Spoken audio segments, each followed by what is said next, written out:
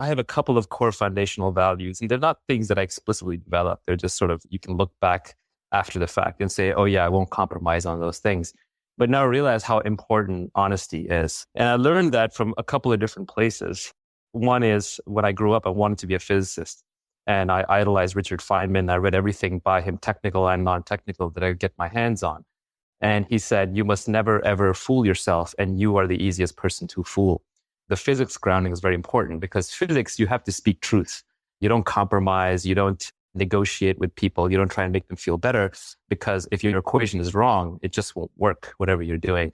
So I think the science background is important in that. The red flags that disqualify an investment or a founder. So number one, intelligence. You got to be smart, which means you have to know what you're doing to some level. And that's a fuzzy thing, but you talk to people and you kind of get a sense of, do they know what they're doing or not? Do they have insight? Do they have specific knowledge? Have they thought about this problem deeply? It's not about the age. It's not how many years they've spent, but just how deep is their understanding of what they're about to do. So intelligence is key. Energy, because being a founder is brutally difficult. It takes a long time. And in the long run, the people who succeed are just the ones who persevere. So if someone runs out of energy, or if they're doing this in some hesitating preliminary way where they're looking for constant positive feedback, or if they're easily thrown off course, then they're not going to make it to the end, especially in the highly competitive startup context. And then finally is integrity, because if you have someone who's high intelligence and high energy, but they're low integrity, what you've got is a hardworking smart built up over decades with feedback loops, and you just have to constantly keep working at it on it. So the books that have helped me a lot, I think there's a class of books that I would kind of put in the Stoicism category. And I know you've been a big advocate of these in the past, and I sort of discovered them independently, but they were very influential. So Seneca and Marcus Aurelius both stand out. Meditations by Marcus Aurelius was absolutely life-changing for me because it's the personal diary of the Emperor of Rome. And here's a guy who was probably the most powerful human being on earth at the time that he lived. And he was writing his own diary to himself, not expecting it to be published. And when you open this book, you realize he had all the same issues and all the same mental struggles, and he was trying to be a better person. And so right there, you figure out, okay, success and power don't improve your internal state. You still have to work on that. And so that class of books is very influential. I'd like to pay attention to what I consider the rational Buddhists, because a lot of Buddhism is drowned in mysticism and Hinduism. His that I like is one called The Book of Life, which is sort of excerpts from his various speeches and books that are stitched together. Oddly enough, Bruce Lee wrote some great philosophy, and Striking Thoughts is a book that is a good summary of some of his philosophy. But I could go on and on and on. I mean, you have to read hundreds of these things, literally. Blogs. The blogs are, I feel, an underappreciated resource. We're now in a day and age of Twitter and Facebook. We're getting sort of bite-sized, pithy wisdom that's really hard to absorb. And books are very difficult to read as a modern person because we've been trained. We've got two contradictory pieces of training. One is our attention span has gone through the floor because we're hit with so much information all the time that we want to skip, summarize, skip. We want to get to the TLDR, cut to the chase, too long, didn't read. You know, what's the 140 character version? What's the Instagram version? On the other hand, we're also taught from a young age that books are something you finish. Books are something that are sacred, that you treat books as when you go to school and you're assigned talking about solving old problems. The older the problem, the older the solution. So if you're trying to learn how to drive a car or fly a plane, absolutely, you should read something written in the modern age, because this problem was created in the modern age. The solution is created in the modern age. But if you're talking about an old problem, like how to generally keep your body healthy, how to stay calm and peaceful of mind, what kinds of value systems are good, how should you raise a family, these kinds of things, the older solutions are probably better. And they withstood the test of time. Any book that survived for 2,000 years has been filtered through a lot of people. Now, it may have some stuff in it that we now know to be true, but the general principles are more likely to be correct. I wanted to get back into reading these source books. And I knew it was a very hard problem because my brain had now been trained to spend time on Facebook and Twitter and these other bite-sized pieces. So what I did was I came up with this hack where I started treating books as throwaway blog posts or as bite-sized tweets or Facebook posts. And I felt no obligation to finish any book.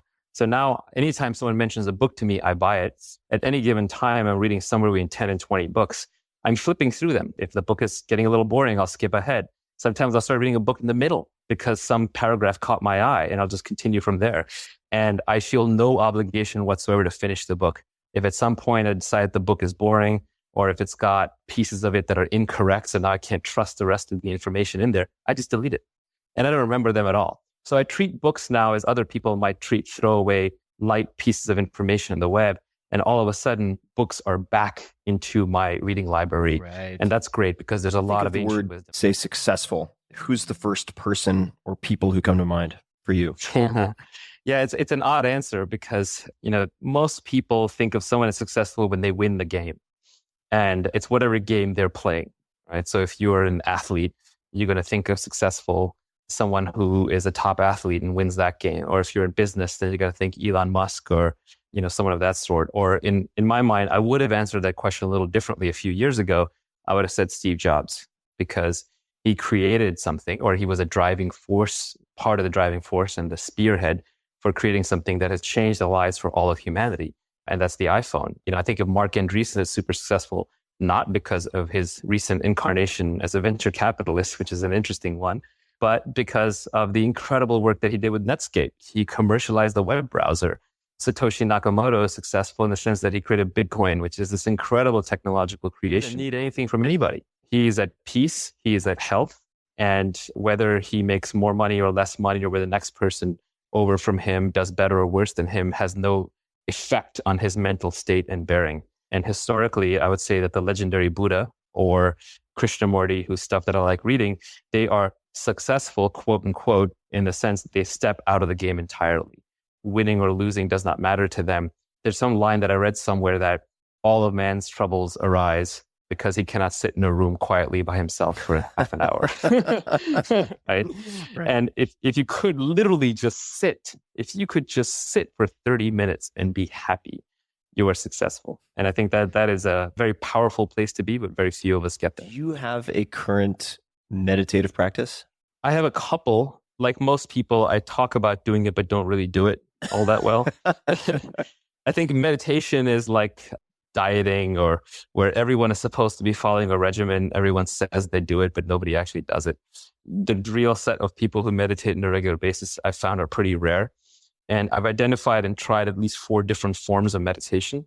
The one that I found that works the best for me is something called choiceless awareness, or non-judgmental awareness, where you essentially don't sit in a corner and don't stay quiet. You walk around, you're going about your daily business, but hopefully there's some nature around, you're not talking to somebody else. And what you practice is you just learn to accept that moment that you're in without making judgments. You don't say, oh, there's a homeless guy over there, I better cross the street. You don't look at 2 people running by and say, oh, he's out of shape, or I'm in better shape than him, or that person's better than me, or this one's Basically better. A drawing of people on the street in Manhattan, and every man has a thought bubble above his head with a vagina in it, and every woman has a thought bubble above her head with a penis in it, and just everybody walking. That's why the Adam and Eve story is there, right? Original sin is lust. It's a thing that makes you fall out of heaven.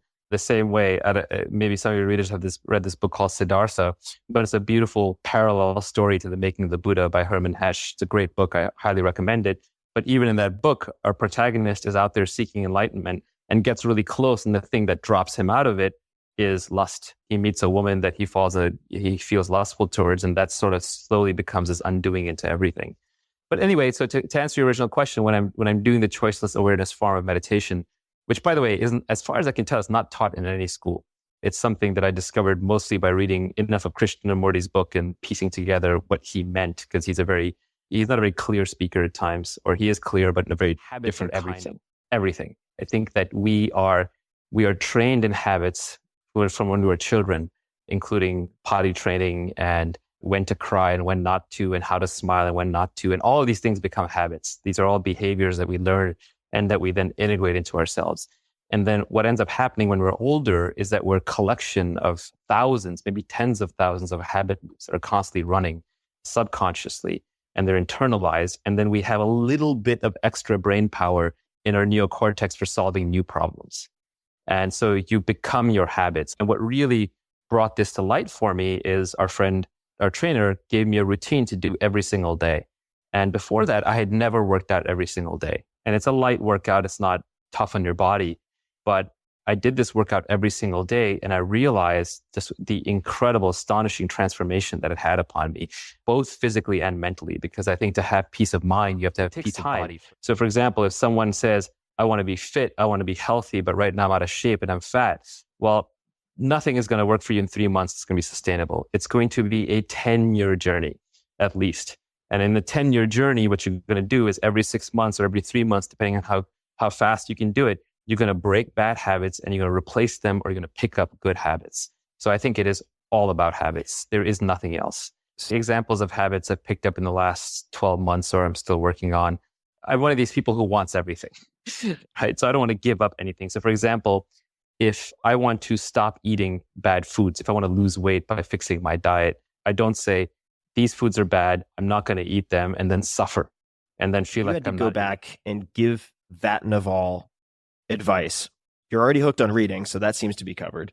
What advice would you give yourself? Yeah, it's funny. I actually did this exercise recently where I sat down and I didn't write it because it was in my head, but I did spend some time thinking about what is the advice I would give my 30-year-old self. And the advice was along the lines of chill out, don't stress so much, not so much anxiety, everything will be fine, and be more yourself. Don't try and do what you think society wants or needs. Don't try and live up to other people's expectations. Self-actualize, say no to more things, protect your time because it's very precious. On your dying day, you will give everything you have for another day.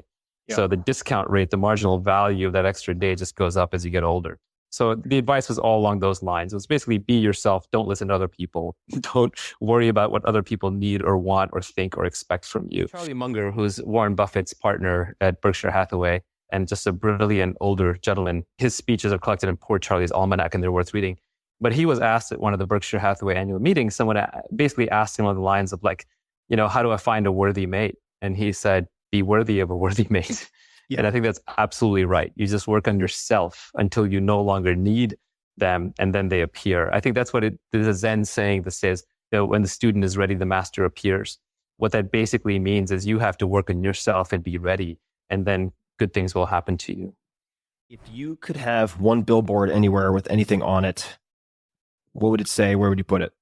I don't know if I have messages to send to the world, but there are messages that I like to send to myself at all times. One message that really stuck with me when I figured this out was that what is desire? And desire is a contract you make with yourself to be unhappy until you get what you want. I don't think most of us realize that's what it is. I think we go about desiring things all day long and then wondering why we're unhappy. So I like to stay aware of that because then I can choose my desires very carefully. I try not to have more than one big desire in my life at any given time.